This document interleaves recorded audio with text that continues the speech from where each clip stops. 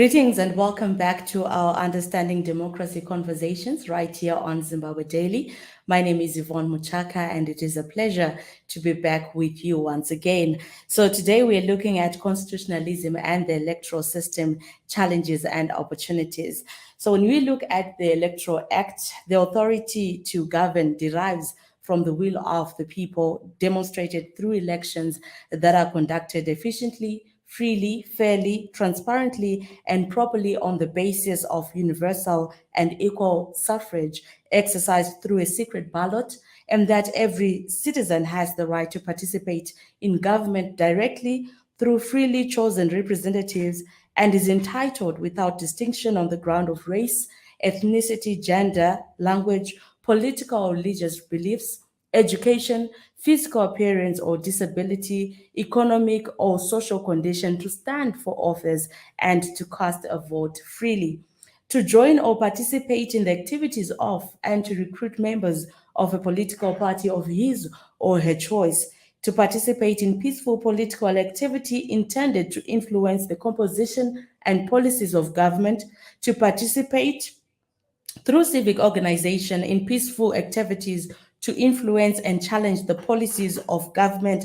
And the Act provides for political party rights as well as candidate rights. So today, as we look at this topic, I have in studio the Executive Director, Rosalind Hanzi, coming through from the Zimbabwe Lawyers for Human Rights. Welcome, ma'am.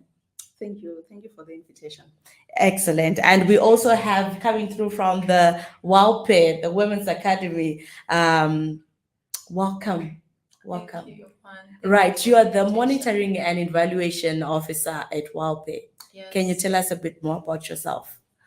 Okay, like for work or just general? Just in general, who are you?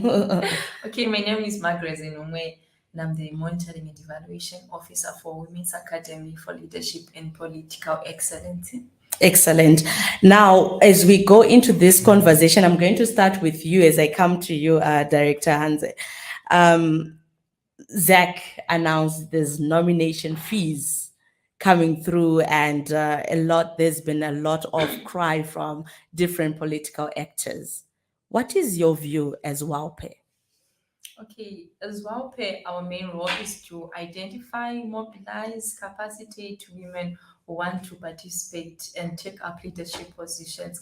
So the recently gazetted prize is like a header to these women, because you might find that most of them they have the right qualities to be leaders, but then they don't have the resources enough to pay these fees. Right. And also, like historically, women have been sidelined in the economic activities.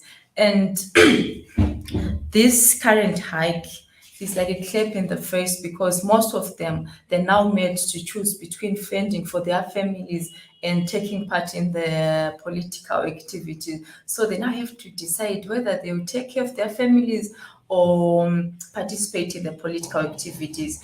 And also, this current hike is not a true reflection of our current economic situation in Zimbabwe, because as we look at it, 77% of the employed people in Zimbabwe earn between 20,000 and below. And most of women that we work with, they are in the informal sector. So they don't really have much of this money to pay for their candidature.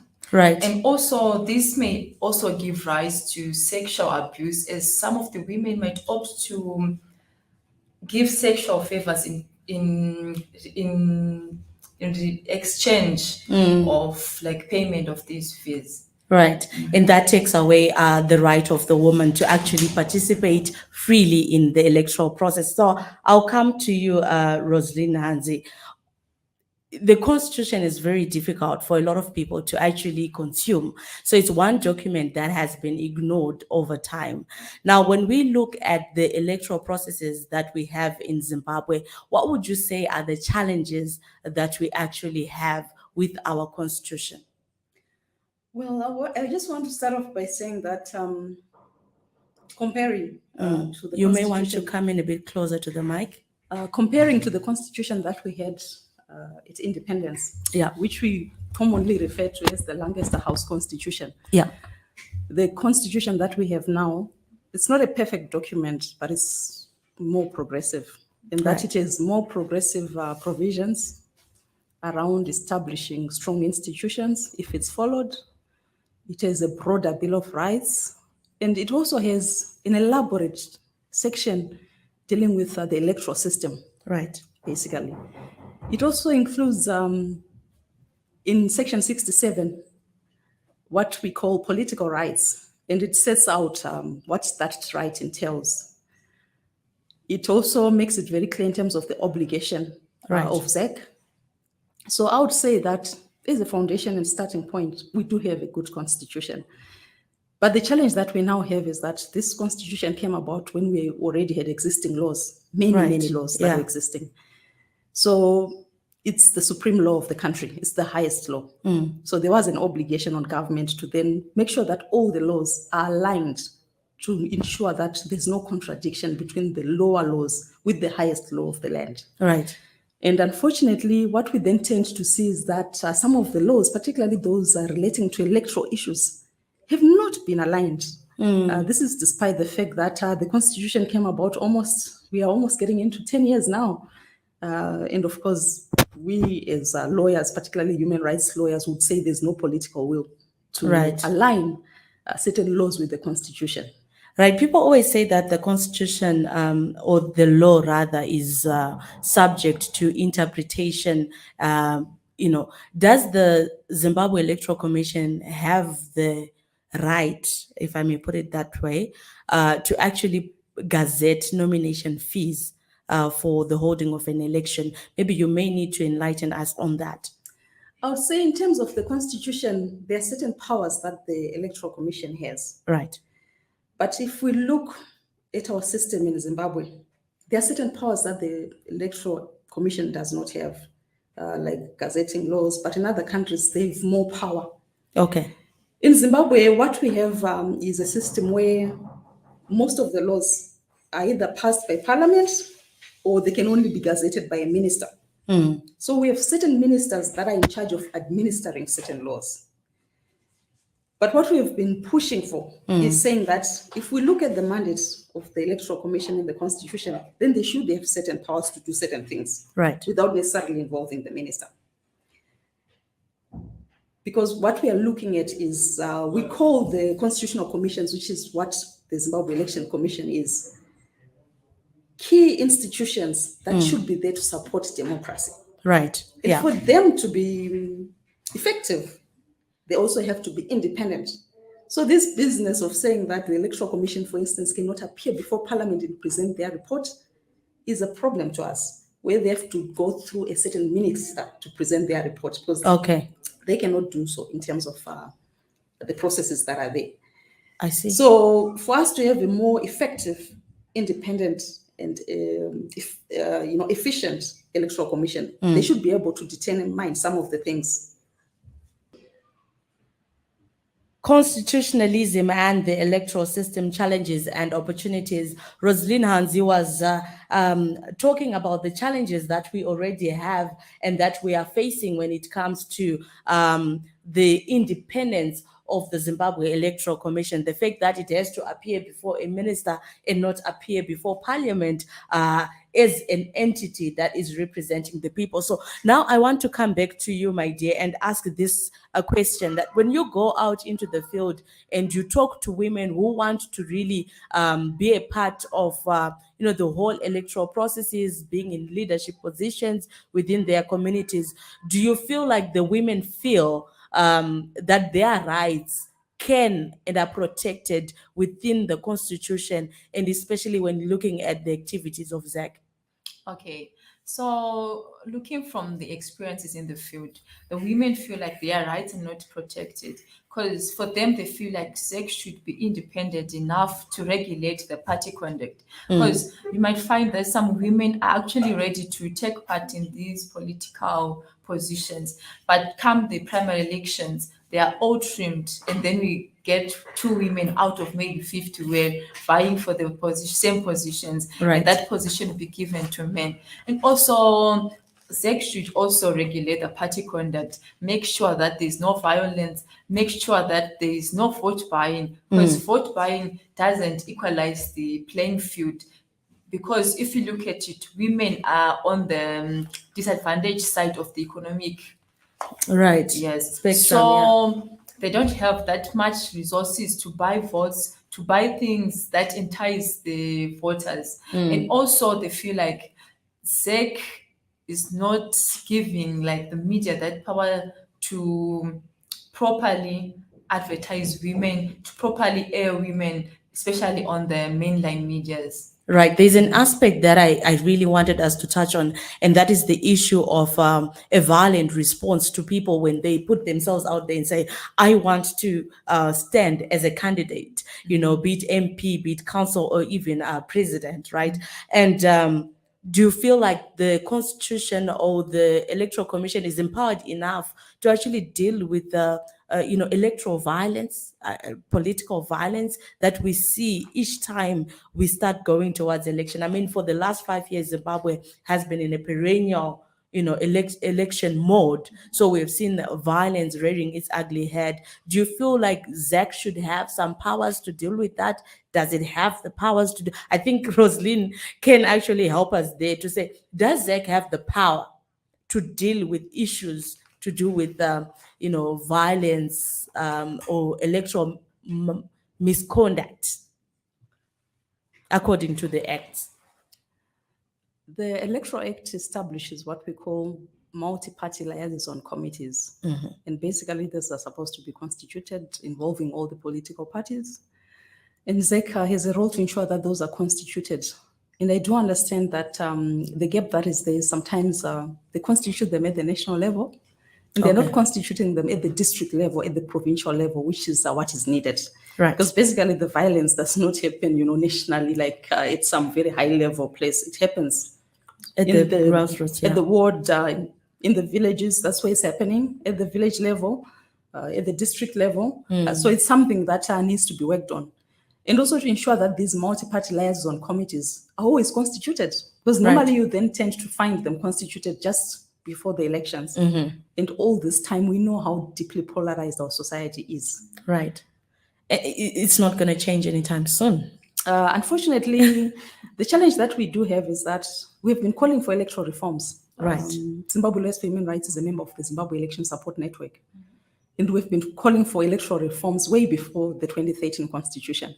Right. After the 2013 Constitution, then we looked at the Constitution and said, okay, fine, let's look at the Constitution. It now has a chapter on the electoral system, which is elaborate. Okay.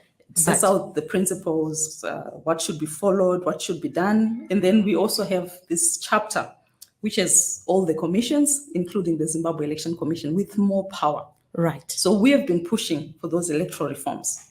But I think for those that follow the developments, and some of the political parties, some of them have said, do you think we are going to reform ourselves out of power? Right. So the challenge is the political will. All right. So we do have a constitution that is progressive.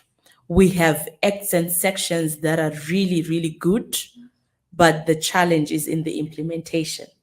Right, Zimbabwe, we're coming to you live on Zimbabwe Daily. Would want to hear your own views and your own take when it comes to the issues to do with constitutionalism and the electoral system. Are we ever going to get to a point where we can say we are now enjoying the benefits of that one man, one vote mantra that was fought for during the liberation struggle? So, Rose, I'm going to really point out a lot more on your side, because I really want to understand this challenge. So we have documents that lays out the proper thing, and you say the problem is the political will. So what can we do? Yeah, it's a big challenge, I think. And I would really want to maybe get out of my comfort zone as a lawyer, because you want me to talk about the Constitution. But I want to go back and start talking about what I think has not really been done. Right. Before 1980, we were under colonial rule. And then there was a liberation struggle that was fought for us to have that universal suffrage, the one adult, one vote. for us to enjoy the rights as Zimbabweans. And then come independence. Of course, it was a negotiated settlement, the Lancaster House. So there were negotiations in terms of, sunset clauses, what can be done, what cannot be done. At that time, in terms of the other area that has been emerging and evolving over the years, there was need for us to implement what we call proper transitional justice mechanisms that are sequenced properly. And transitional justice mechanisms are quite mutually reinforcing to each other. So you have to sequence them properly. There are quite a number of them. There's memorialization, there's accountability and justice, there's healing, there's institutional reforms. And I think one of the gaps that we actually have is that since independence, and as we moved from colonial rule to what we thought was going to be, democracy, majority rule. Yeah. In terms of sequencing, we really didn't sequence them well because, of course, there were negotiations and sunset clauses. Right. But also because maybe there was also no political will.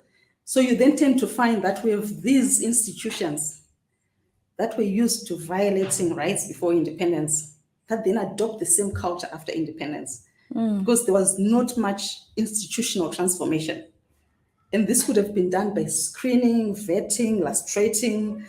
That's when sometimes you see when people are comparing what's happening now in terms of even just the general issues that are affecting everyone, police brutality, right, brutality by the military, you then tend to find that they compare with what happened before independence and say, but honestly, how are we being brutalized by a government that is supposed to be supporting us? Right. Because so many people died for that independence. But now it's like it's a repeat cycle. So in terms of institutional reforms and sequencing of transitional justice processes, there was a big gap. That's why even today you still hear issues around Kukura, which happened after independence. Right. Because the institutions that were involved were never really reformed properly. So they adopted the culture before and just thought we can just continue as usual. And then after Gukura, nothing happens again because there's no will to implement transitional justice processes. And if they're implemented properly and sequenced properly, then you can start moving towards a more democratic society. Right. Wow. Wow. Institutional reform didn't take place. There was no proper sequencing around transitional justice mechanisms. Do you feel the same? I feel the same, especially you're a young lady and you're hearing everyone talk about what happened in the 1980s. We had, it was like an elaborate campaign happening on social media, that #Smith was better, What's your take? And how do you feel about that? Okay, what I feel is for the youth, they're kind of comparing to the current situation to what was then before. Probably it goes back to what you were saying. There was no proper procedures that were done. Maybe that's the thing that we need. We need to sit down, go back, then say, how are we going to really do it? How are we going to implement? Because we have the progressive laws. How are we going to implement in a way that makes sense and make sure that democracy prevails? How long does that take? Yeah, that's the question. Still, it's worth it. Try. Yeah. Just as we round off this conversation, because we don't want it to drag on and on and on, we know the problems. And now, as I sit here, I'm cringing, because you raised this fundamental issue of the lack of political will. To a lay person, can you draw them in to talk about what political will would do to our electoral environment? I would say that if we had political will, we would have an enabling electoral act that ensures that if there are many political parties that want to participate, they're able to do so without hindrance. That is aligned to the Constitution to ensure that the Electoral Commission is able to act independently. As envisaged in the Constitution, it says it should be independent without influence from anyone. By that, I'm even saying that the Electoral Commission should be able to come up with some of these regulations without them having to be put through some other member of the three arms of government, like the executive, the minister. Right. If there was political will, candidates of political parties would actively go out and ensure that they influence changes in the culture. Zimbabwe is almost like perpetually in electoral mode. Right. Elections, we always say, are not an event, they're a process. And I do believe that political will entail candidates going out and ensuring that they promote peace and unity in the communities. People should understand that there's this multi-party democracy concept. Right. And how does it happen? They should also understand that we have a Bill of Rights, which talks about certain rights in terms of political rights, freedom of expression, freedom of association. So if I'm associating with the political party X and you associate with Y, we should be able to live together. Right.